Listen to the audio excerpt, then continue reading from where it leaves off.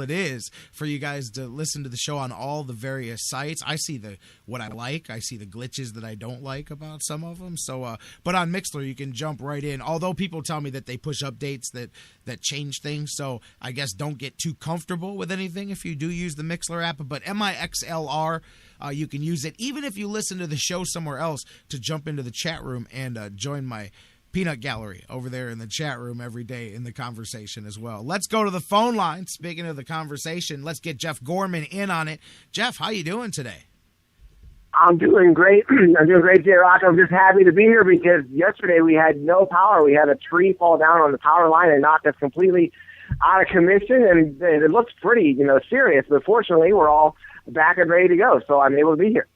Absolutely, man, and I can hear you got the frog in your throat, too. I got it from everybody. No, everybody. Dr. Football messages me.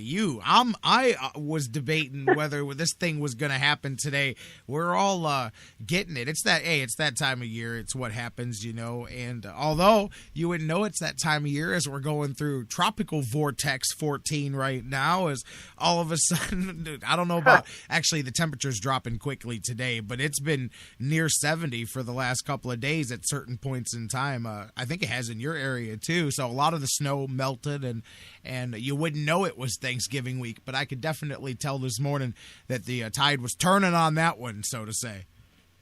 Yeah, I said yesterday to my wife, hey, it's like 60 degrees. This is fantastic. But I think I said that a little too loud because it just pretty much dropped big time after that. Yeah, absolutely. For a couple of days, worry about firing up the furnace. Then you're like, man, what are we thinking? Get that thing on, man. So, right. All right. I'll tell you what, speaking of getting it on and you use, the term furnace, hot stove, let's tie it right into that. This is that time of year. And baseball has gotten moving. Now, the Indians may be taking their time catching up to everybody, but baseball has definitely gotten moving. And I know the big ones, and we can talk about in a minute, the big money. I mentioned it yesterday with the Red Sox and what they're spending. But the first thing I kind of wanted to talk about with you is we already knew that, and we've talked, you and I and Mike Brandenberry, about this offseason for the three teams that everybody said were going to be mixing and matching pieces to try to win the Central. Talking about Kansas City, Detroit, and, of course, the Indians. Detroit, they did their thing with Victor Martinez, and we'll see as things go what both of those teams do. But most people said Minnesota making a change with manager. They've still got work to do. Chicago still a few steps behind. But I got to say, I think very quietly, in at least in Cleveland circles, the White Sox have closed the gap. Now, I'm not acting like all of a sudden they're going to be the favorites or anything, but they addressed a couple of needs. They picked up a very good pitcher in Zach Duke as well. They now addressed another bat. They got Adam LaRoche, and I mean, hey, he's not the greatest hitter for average, but he's averaged, 26 home runs a season the last couple of years, and you can pair him up with Abreu there and a couple of those bats. They definitely bolstered that White Sox squad, wouldn't you say? Yeah, they really kind of came out of nowhere because, you think that they would be, a little ways away before really trying to make a push and trying to, spend some serious money until more of their pieces were kind of coming into place. But, when you've got, your main two guys being Chris Sale on the mound and then, Jose Abreu hitting, it doesn't take, you start to look a little better when you just add a few more pieces. And, Adam LaRoche, he had 26 homers, 92 RBI, and, of course, they're going to plug him in for Paul Konerko, who's just finally retiring over there after a 70-year career, it seems. Cleveland's buddy, Paul Konerko. Yeah, we love him over here. Right, and then Zach Duke was a very good pickup for them. He was a reliever for the Brewers. He had a good year at 5-1 with a 2.45 ERA last year. I think he made a 3-year commitment to him. Now, I don't know if you remember when Zach Duke came up with the Pirates. He was really touted as a big future pitching prospect for them. He didn't quite fulfill that potential for them, but I guess it just took him a little bit longer, and I think he's sort of found his niche as a reliever, and so he's going to be a good asset to the White Sox too. So, it's like you said, as we're trying to chase the Royals and the Tigers, and really hoping that the Royals end up losing some pieces from that pennant-winning team, which they've already lost at least one. But, you just got to hope that the White Sox don't creep up on us. I think still we have a stronger base of talent than them. But, the White Sox are are not, they're knocking on the door. So you got to watch out for it. Bruce in the chat room. From your lips, my man. He's funny, though, but he is right. Speaking of Brohio here, he averaged 24 homers a year until he got to Cleveland, too. So, things change quickly and he is, 35 years old. I believe he'll still be 35 at the start of the next season. So that's definitely a danger zone area, and they committed some money. Was it 2 years, $25 million there? So LaRoche did not come cheaply at all. But as we know, when the drop-off hits, it's usually quick and steep, and you never know what year is that. 1 year too long, 1 year too many. Now, to me, he didn't really show much of a sign of that here. He stayed relatively where he was. But again, once it comes out of nowhere for a lot of guys. Yeah, nobody knows that better than the White Sox with Adam Dunn. I mean, they had real high hopes for him, but it really fell off the table for him, and he was just racking up a lot more strikeouts than he did home runs in the last couple of years of his career, and they had a hard time just sort of getting rid of him. So, talking about that, and now obviously that's a couple of needs for them, and still, to me, it's still not necessarily a 4-team race, but Chicago to me wasn't that far off the pace to where they're at least going to, and especially it's early, they still may have some moves and some things that they're looking to do. But, we talked about Detroit and what they did. Indians here, sitting here, definitely you don't rush, you don't make moves, and there's no time frame on this. Although I did say I kind of thought that I said Thanksgiving, just saying personally, I thought, man, they would, because to me, I understand that the next 6 weeks are crucial.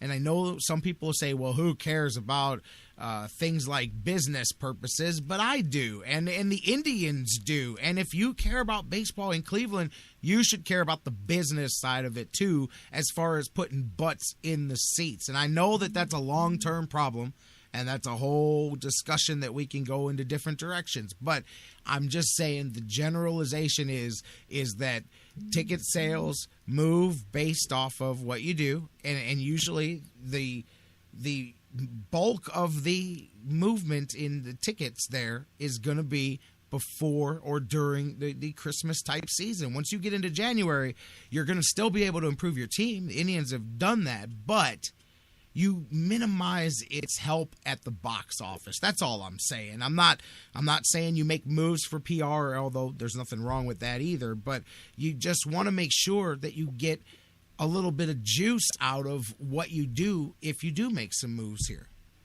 Right. Like if the Indians were to have been able to get Victor Martinez, which of course they weren't. He re-signed with the Tigers, but that would be something that really would have jazzed everybody up. That would have sold some tickets. Leading up to the Christmas season, that would have moved some season tickets.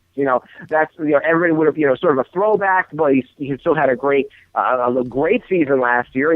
Possibly maybe the thing that could push us over the top over the Tigers. So it's hard to find a move like that that's right for your team, but also creates that kind of buzz as well. I mean, where the Indians are still slowly trying to get the fans to fall in love with this generation of Indians. Although, you can't, they have have two consecutive winning seasons under Terry Francona, so you would think that, winning would do that, but of course, missing the playoffs last year. I mean, if we had made the playoffs 2 years in a row, then that would really be something, but unfortunately, it didn't work out. So, you want to keep moving forward instead of backwards. So, again, it's going to be hard to find something that's both going to help you on the field and also get the fans excited. And it almost makes you wonder what could possibly get the fans excited.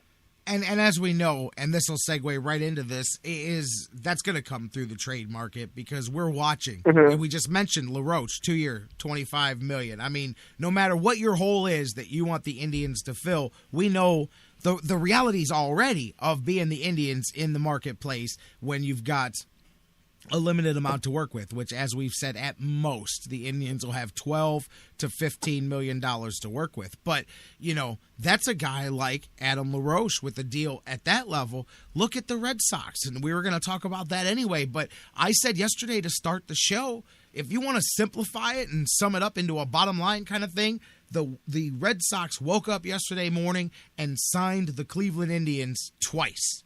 That's what they did. In all reality, when you look at the dollar amount, I mean, and that is, it really puts into perspective, the difference between the haves and the have-nots. And I know that you can still play ball whether you spend a lot of money or not. We know it just makes the road difficult, and you can make less mistakes.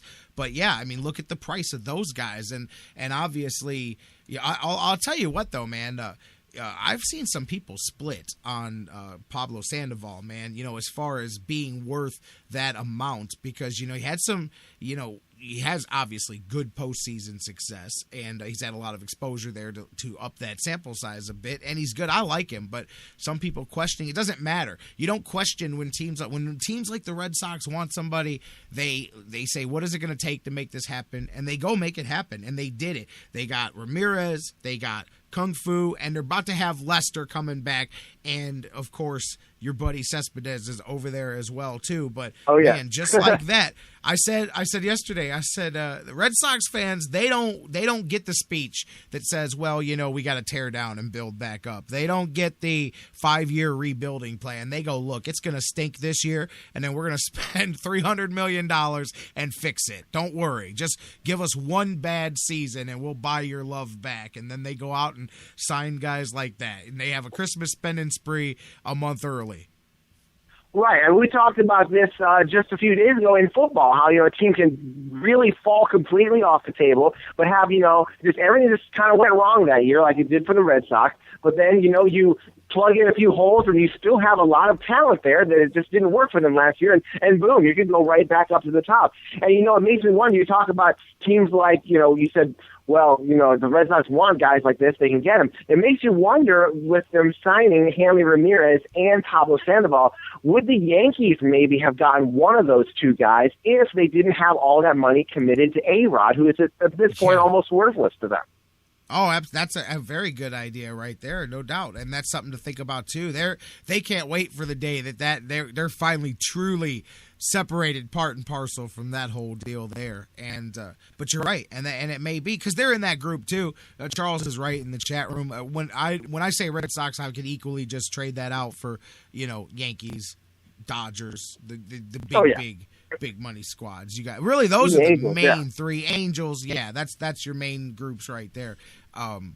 And again, you want to see, I'll go into a whole different track. We start talking about the different TV deals and all of this stuff, and you go, come on, man, the playing field's not level. I'm not trying to be that guy, but I'm telling you, I just believe baseball has the most inequitable system of all, and it drives me absolutely up a wall. It really does. But look at Sandoval's deal. I'm looking at the official announcement here of what the amounts are coming out of Boston.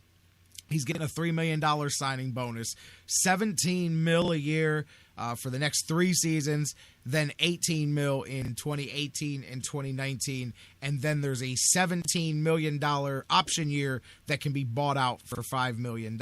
So the total guaranteed money on Pablo Sandoval's deal is $95 million. Wow, man. That's some dough right there, brother. This is one of the things that makes your head swim. If you're like a regular person, just all those millions of dollars, it just almost doesn't even compute in the human mind. But Giancarlo Stanton texted him and goes, hey, I'm not that impressed. It's not that much money. Get on my level, son. No, I got a kick out of that. Did you see Stanton, by the way? He said, hey, man, it's not like I didn't get a lottery ticket here, man. Now I got to go to work and earn that money. Well, yes and no. Yes, you do have to go to work. I personally don't believe any amount of baseballs anybody hits could ever be worth that much money, ever any amount of money like that, $300+ million. I don't care. I don't care if you hit 800 home runs. I don't think it was worth that kind of actual money, but that's just my thought on the economics of sports. But, the Red Sox, they don't go out. We were talking about if the Indians would get Victor Martinez, if they did. And it's just a wish, but that would be the move, if the Tribe said, we're going all in, we're going to sign Victor, we're going with the $15 million a year for 3 years. That's it. There is no, Oh, and then we're also going to sign Max Scherzer. And, what the heck? Let's go sign Kung Fu Panda, too. Let's just, take care of all three of those problems at the same time. So that's what makes it even more disgusting, is you can deal with it, but then they go out and they do three of them. It's like take your pick. Which reason do you want to hate the Red Sox more today? But